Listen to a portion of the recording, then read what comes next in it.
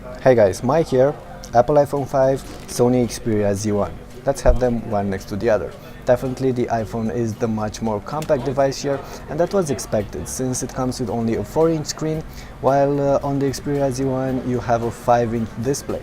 But the Xperia Z1 is a rather massive device as well, because it weighs about 170 grams, so it's really not compact, not that easy to use as the iPhone 5, which might be suitable for more types of persons. But if you're okay with the size, this one is definitely a very nice device. You have metal on the sides, you have glass on the back, and of course this is IP58 certified, which means that it's water resistant, weather resistant as well, so it should be quite reliable, especially if you're one of the outdoorsy types of guys or girls. The ports, however, are covered in these plastic flaps, because you have to keep the water from getting to those circuits, and this is something you're going to have to get used to.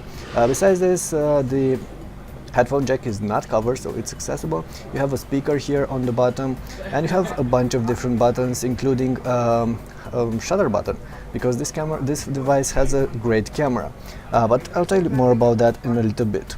This one is much simpler. We have the black version here, but it is available in a white version as well. Not really sure if you can see this on camera. Metal on the back, some glass, and definitely a very nice looking device. Probably thinner than the Xperia as well.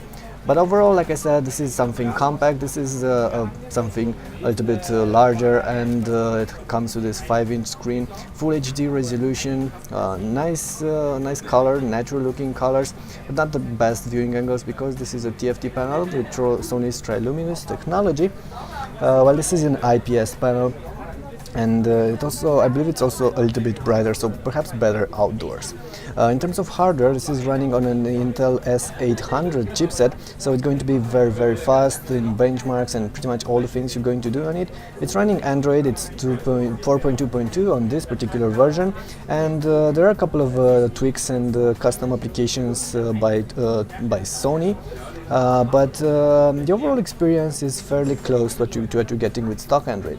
On this one, you're of course getting iOS. It's iOS 6.1 or something on this particular model, but that will be updated soon to iOS 7. So things are going to change there. But overall, simple interface gets things done, and very snappy and smooth everyday experience. Last but not least, I wanted to mention the cameras.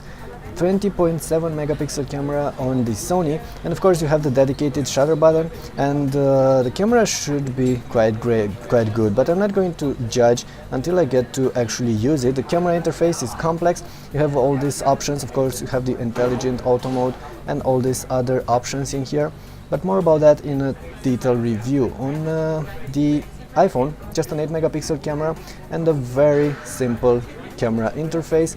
However, when it comes to results, the pictures taken by the iPhone are actually great. So hopefully, for Sony's sake, the Xperia Z1 can outmatch the iPhone in terms of camera. I should also mention the battery. 3000 mAh battery on the Sony, and only a 1440 mAh battery on the iPhone. Of course, you do have slower hardware, smaller screen, but at the end of the day, this is going to last longer on a charge.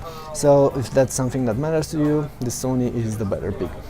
All in all, both are premium devices. This is Sony's new flagship. This will be very soon replaced by the iPhone 5s, and it's going to be a main competitor for the Xperia Z1 for the rest of the year. But right now, that was just a quick look at the Xperia Z1 and a quick comparison with the Apple iPhone 5. More details will be available in our later reviews and detailed comparisons that will be added on the channel in the next couple of months. So stay tuned. Thanks.